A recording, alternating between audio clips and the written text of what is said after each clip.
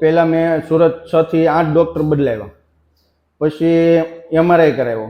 MRIમાં L4 L5માં નસ દબાતી હતી. એટલે ડૉક્ટર બોલ્યા સુરતના કે ભાઈ આમાં ઓપરેશન તમારે કરવું પડશે. મેં 25 દિવસમાં 250 થી 300 ગ્રામ ટીકડા પીધા, बराबर, तो कोई फर्क नहीं.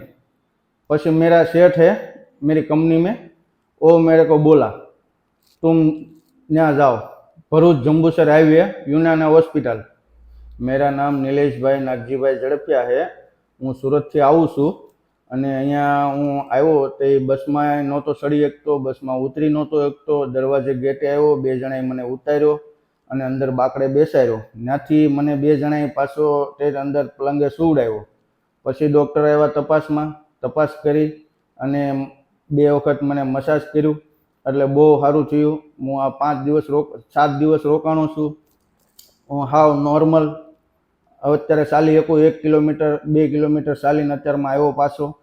પછી રાકેશનું કામ આકાશનું કામ બહુ સારું છે. બધા ધ્યાન આપો, આવો અને સપોર્ટ કરો.